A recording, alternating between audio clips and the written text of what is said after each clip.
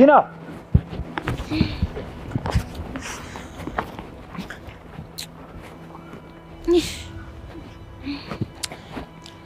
ማነህ አንተ?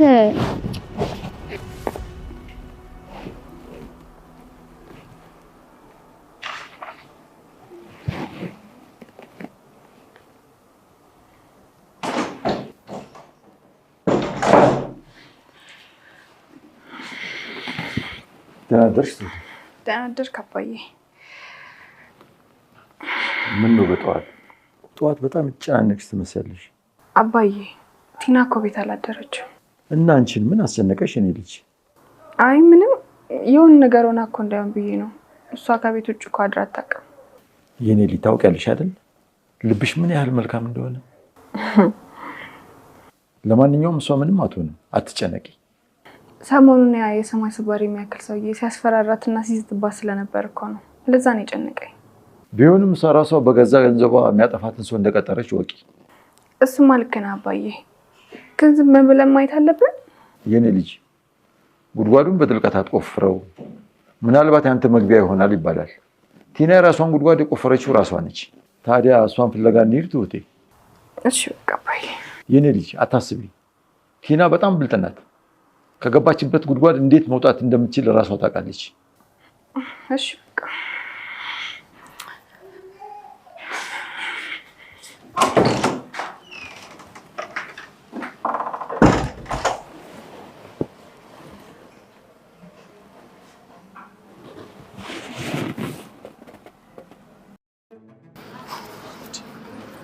እባክሽን ሄዱ። ልቀቀኝ፣ አትንካኝ። ቆሜ እየጠበኩሽ አልፈሽኝ ትሄጃለሽ እንዴ? ዳኒ፣ እኔ አንተን ማናገር አልፈልግም።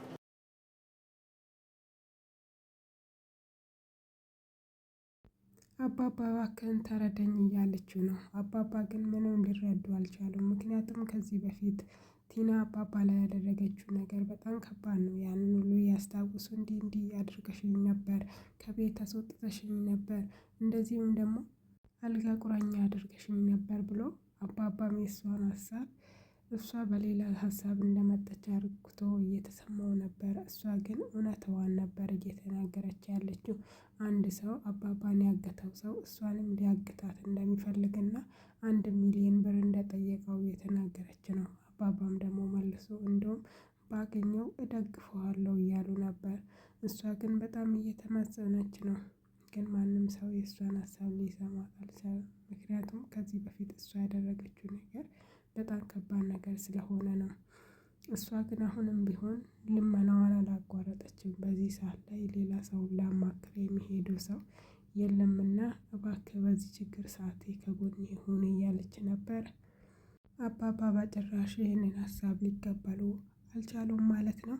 እንደዚሁም ደግሞ በተቃራኒ ሰውዬን ባገኝና እንደውም በርታ እለዋለሁ እያለ ነበር። በሌላ መንገድ ደግሞ እንደገና ልመናውን ሁሉንም ሰው እየጠየቀች ነበር። 1,000,000 ተጠይቄያለሁ፣ ቢያንስ ግማሹንም ስጡኝ እያለች የነበሩትን ሰዎች በሙሉ መማጸኗን እያስከተለች ነበር። ግን ለእሷ ብዙዎች ከዚህ በፊት ያደረጋቻቸው መጥፎ ነገሮች በሙሉ ለሁሉም እየታያቸው ነው። ግን አንዳንዶቹ ሊተባበሩ ቢፈልጉም እሷ ከዚህ በፊት ያደረገችው ነገሮች በሙሉ በተቃራኒ እንደዚህ ሆኖ ተገኘው ማለት ነው። እንግዲህ ፍቅረኛው በአጋጣሚ ስትመጣ እነሱ ላደረግሽልኝ ነገር ወይም ላደረግልኝ ነገር አመሰግናለሁ ብላ እያቀፈችው ከየት መጣች ሳትባል ፍቅረኛው አጠገቡ ላይ ከተፍ ስትል ፈዞ ይቀራሉ ማለት ነው። ምን እያደረጋችሁ ነው? በጣም ጥሩ፣ እንደዛ ነው በቃ በጣም ጥሩ እያሉ ነው። በሌላኛው መንገድ ደግሞ ሁለቱም ትዳር የፈቱት ጓደኛሞች እየተመካከሩ ነው። ባሌ ዝም ብሎ ከህይወቴ ወጥቶ ምንም አይነት ነገር ትምህርት ሳይወስድ ወይም ምንም አይነት ነገር ትምህርት ሳንሰጠው ከህይወታችን እንደዚህ ወጥቶ ሊቀሩ ነው እንዴ እያለች ነው። እሱም በሱ በኩል ደግሞ እንዲህ ሊሆን ይችላል፣ ምን አይነት ትምህርት ልንሰጣቸው እንችላለን ግን እያለች እሷ ሀሳብ አሁን እስከሱ ጋር ልትሆን ያሰበችው ትመስላለች። ግን እሱ ሌላ ሰው እንደሚያፈቅራት እየነገራት ነበር ማለት ነው። በአጭሩ ትሁቴ ማለት ነው። እና እሷ ግን ደግሞ በተቃራኒ ባሌ ከህይወቴ ከወጣ ትምህርት መውሰድ አለበት፣ ትምህርት መውሰድ አለበት። ትምህርት እንድናስተምር ይገባል። እንዴት አርግተን ነው የምናስተምራቸው? እንዴት አርግተን ነው እንትን የምንላቸው? እኔ ያለፍኩትን ህይወቴን ተመልሼ ወደዚህኛው ህይወት መሄድ አልፈለግም እያለ ነው። እሷ ግን በተደጋጋሚ እነሱ መማሪያ መሆን አለባቸው፣ የሚማሩትን ነገር መስጠት አለብን እያለች ነበር ማለት ነው። በነገራችን ላይ ህይወት አንዳንድ ጊዜ እኛ እንደፈለግነው ብቻ አይደለም የሚሄደው። በሌላኛው መንገድ ደግሞ ትሁቴ ተዘናብታ ቤቱን ለቃ ልትሄድ ነበረ። መንገድ ላይ ወይም በራቸው ላይ ነው የተገናኙት እና አንዴ እናውራ ብሎ ነው ወደ ቤት ያስገባው። ሊያወሩ ቢፈልጉም እሷ ምንም አይነት ነገር እንትን ልትል አልቻለችም። አባባም ደግሞ በጣም እየለመኑ ነው። በችግሬ ሰዓት፣ ለእኔም በምታስፈልጊኝ ሰዓት ከጎኔ ሆነሻልና ከቤት አትውጪ እያሉ ነበር። በሌላኛው መንገድ ደግሞ ቤታቸው ውስጥ ትንሽ የደስ እናክብር ብሎ ቤት ውስጥ ተጋብዘዋል ማለት ነው። ቲናም ተገኝታለች፣ ትሁቴም ተገኝታለች፣ አባባም ተገኝተዋል፣ ሌሎችም ተገኝተዋል። እጅግ በጣም ደስ በሚል ሁኔታ እርስ በራሳቸው እየተጨዋወቱ እየጠጡ ነበር። መሀል ላይ ግን ሌላ ያልታሰበ ነገር እየተፈጠረ ነው። አባባ እጅግ በጣም ቅር ተሰኝተዋል። ምክንያቱም እንደዚህ አይነት ነገር ይፈጠራሉ ብሎ ስላልጠበቁ መሰለኝ። በጣም በሌላኛው አይን እያዩት ነው። ምክንያቱም ሁለቱም የተፋቱ ግለሰቦች ሲታዩ በአይን ላይ ሌላ ጨዋታ ውስጥ ያሉ ይመስላሉ። ግን ደግሞ በሌላ መንገድ ትሁቴ በጣም ተናዳለች። ምክንያቱም እሱን አፍቅራ ስለነበረ በጣም ስለተናደደች፣ እንደዚሁም መጠጥ ላይ ሰከር ያለችው የሰከረችውም ትመስላለች እና በጣም ተናዳለች። አንዳንድ ነገሮችን በተደጋጋሚ ልታወራ እያሰበች ነው። አንዳንድ ነገሮችም ደግሞ በሰካራ መልክ ሆኖ አምልጧት እየወጣ ነበር።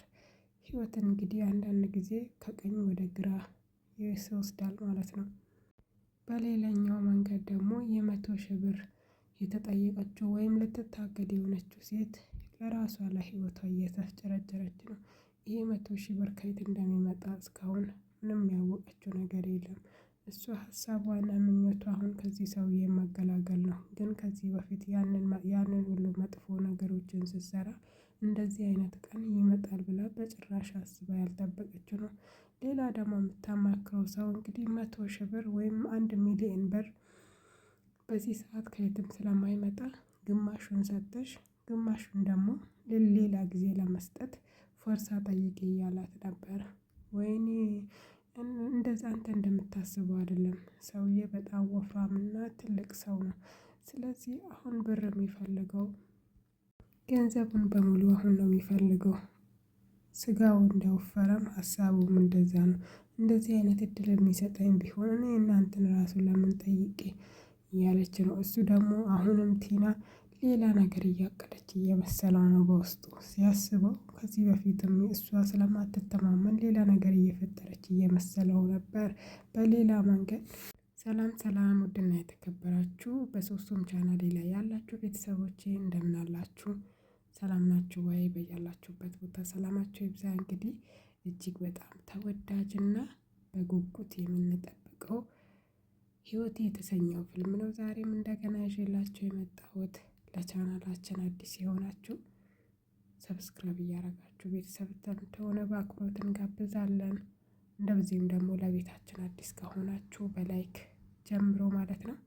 እጅግ በጣም ልብ አንጠልጣይና በጣም ተወዳጅነትን ያገኘ ፊልም ነው። እንግዲህ ትሁቴ እንግዲህ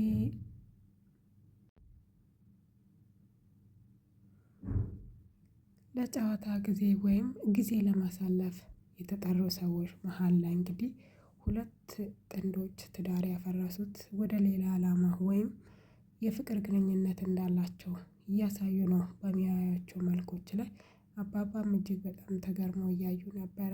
ትሁቴ ግን እጅግ በጣም ተናዳ እሳት ቁርሳና እሳት ለብሳ ነው የተነሳችው። በዛ መሀል ላይ ደግሞ የጠጣችው መጠጥ ትንሽ ሰከር ብላ ነበር። ልቧ ላይ የመጣውና አፏ ላይ የመጣውን ነገር በሙሉ በሚያሳዝን ሁኔታ እየተናዘዘች ነበረ። እንግዲህ የመሻው መቼም ይነጋል። ነጋና እንግዲህ የአባባን ይቅርታ እየጠየቀችው ነበር። ምክንያቱም ላደረገችው ነገር ትንሽ ያፈረችውም ትመስል ነበር ማለት ነው። በጣም ይቅርታ አባባ ማታ ረበሽኳችሁ፣ ከዚህ በኋላ አልጠጣም እያለች ነበረ። አባባም ደግሞ መጠጥ ከብዙ ጭንቀቶች እንደሚያድን እየነገሩና እሷንም ሊያጽናኑ እየሞከሩ ነው። እሷ ግን የምትወደው ሰው ከሌላ ሰው ጋር ሆኖ ስታየው በጣም ከፍቷት ነበር። እንደዚህም ደግሞ በሌላ መንገድ እሱም ወደ እሷ መጥቶ ሊያጽናናት ሲፈልግ ነበር። እኔም ይሄ ነገር ይፈጠራል ብዬ አይደለም ግን አጋጣሚ ነው ምናምን እያለ ነበር። ከታች በኩል ደግሞ 1 ሚሊዮን የተጠየቀችው ግለሰብ ደግሞ ቲና ከሌላ ሰው ጋር ሀሳብ እየተመላለሰች ነው። እስካሁን ግን አባባም ሆነ ትሁቴ አላመኑም ማለት ነው። 1 ሚሊዮን ብር የተጠየቀችው እሱ አውቃና ሌላ ነገር እየፈጠረች ነው ብሎ ነው የሚያስቡት። ምክንያቱም ከዚህ በፊት ብዙ ነገሮችን አባባን እንዳደረገችው ታውቃላችሁና ለዛ እነሱ በጭራሽ ሊያምኑ አልቻሉም። ከነሱ ውስጥ ግን አንድ ሰው ሊያግዛት እንደሚፈልግ ብቻ ነው የተስማሙት። እኔም ከየትም አምጥቼ ግማሽ ብር እንሰጥሻለሁ እና ግማሽ ብር ልትሰጪና ለቀሪው ጊዜ እንደሚሰጥሽ ስትባል ደግሞ ቲና ሰውዬ እኮ በጣም ከባድ ሰው ነው፣ እጅግ በጣም ውዝፍ ትልቅ ሰው ነውና አስተሳሰቡ ራሱ እንደ ስጋው እንደዛ ትልቅ ነው። አባባን ያገተ ሰው እኔን ራሱ ከማገት ወደ ኋላ አይልም እያለች ነው። ስለዚህ ደግሞ አባባንም ብትጠይቅ እንኳን አባባ ጭራሽ ለሱ እንደሚያግዙትና በርታ እንደሚሉት ትክክለኛ ነገር እያደረገ እንደሆነ አድርጎ እንደሚናገሩ ነው የተናገሩት። እሷን በዚህ ነገር ላይ በጣም ተናዳለች። አባባን ልታሳምን ብትሞክርም በጭራሽ አባባ ሊያምነው አልቻሉም ማለት ነው። በሚያሳዝን ሁኔታ ህይወት እንግዲህ አንዳንድ ጊዜ ካሰባችሁት እንዳላሰባችሁት